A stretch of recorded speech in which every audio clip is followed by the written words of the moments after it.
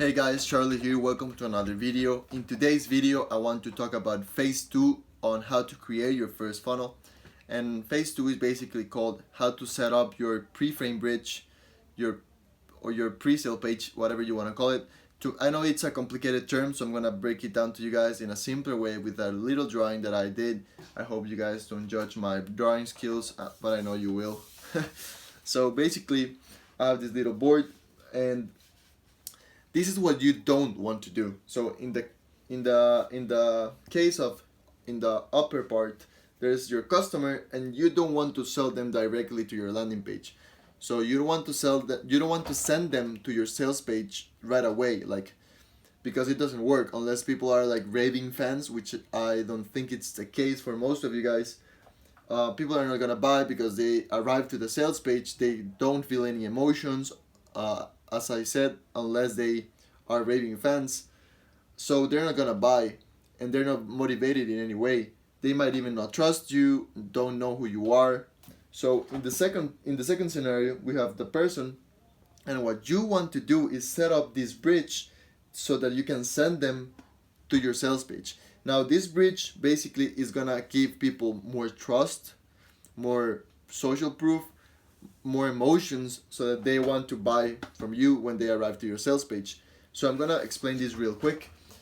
As I said in the previous video in phase number 1, which was identifying the temperature of the traffic, this means is identifying if people are cold, warm, hot, if they know you, they don't know you, if they know you and trust you, basically.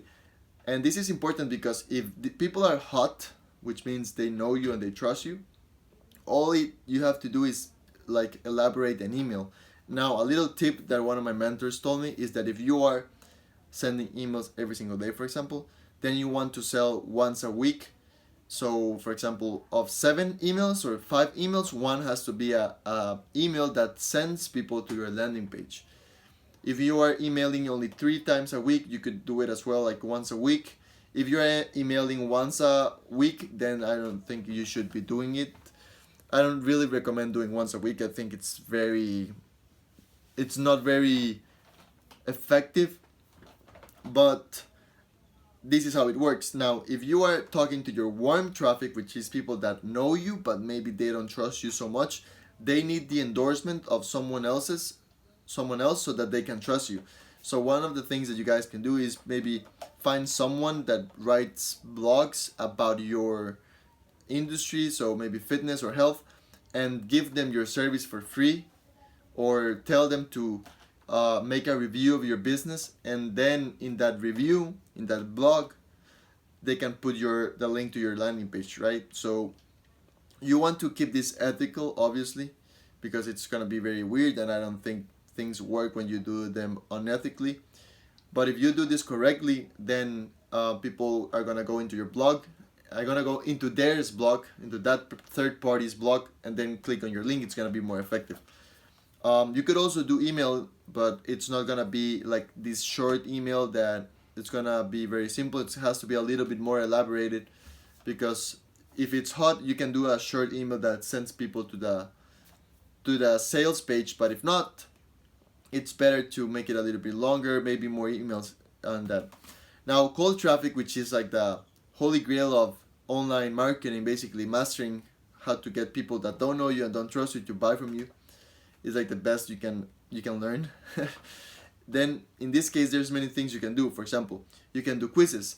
So we did a quiz in the past, and this quiz had like 5 questions, and it was very simple. It asked people about their problems, like, and their goals, their struggles, their goals, their situation, and then it took them to an offer. And that offer was for free, and then that offer had an option that people could pay, and many people did pay for it. So you can do this in many ways, but the thing with quizzes are that are very appealing, so people want to do them because they're fun.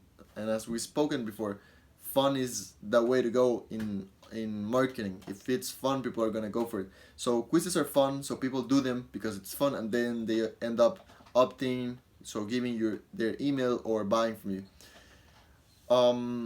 Now, also things you can do is YouTube testimonials. I think YouTube testimonials are very powerful for this industry because it's all about social proof. If you have a lot of testimonials of people just like your avatar and your ideal customer saying that it worked for them, then you are very likely to get people to buy from you, more people, because people relate. And even it's better when it's the customer uploading the video by himself, or like doing it, even Instagram stories. Like one of your customers does an Instagram story about how they achieve the results thanks to you. So the friends of that person are gonna come to you, and you can also post it in your own social media. Obviously, you ask for permission, so that gives you social proof. So when someone random comes into your profile, they can see that someone tagged you and that they are giving a testimonial about how you helped them. That's very powerful. That's a very powerful preframe, because ideally with YouTube videos is that you can put in the end of the description a link to your landing page. So in Instagram it's gonna be a little bit harder, because you would have to do another, you would have to put the link in the story or in the post.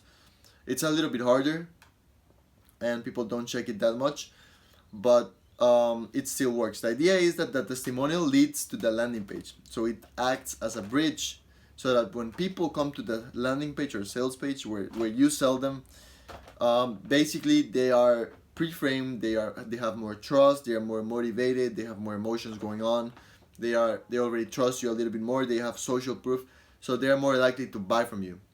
If you don't do this, then people are gonna come with plain emotions and don't buy anything, because if you don't feel any emotion, then you're not gonna be motivated to buy. You need to feel like some anger or some happiness, some joy, some excitement, something. Even feel sad. Like I suppose people are feeling really bad when they make the decision to become a healthier person, right? Because they're feeling bad about their health and emotionally, or they see themselves at the mirror and they're not happy. So they come from a bad place, right? Bad emotions. I prefer to call them low energy emotions, but just for the sake of you guys understanding more, I think that people pre-framed are more likely to buy from you, and setting up your pre-framed bridges depending on who you're gonna sell to is very important. So this is it for today's video, guys. I hope you enjoy it, and if you did, leave a like. I'll be uploading phase 3, so make sure you check that out so that you end up creating your funnel. Alright guys, pura vida.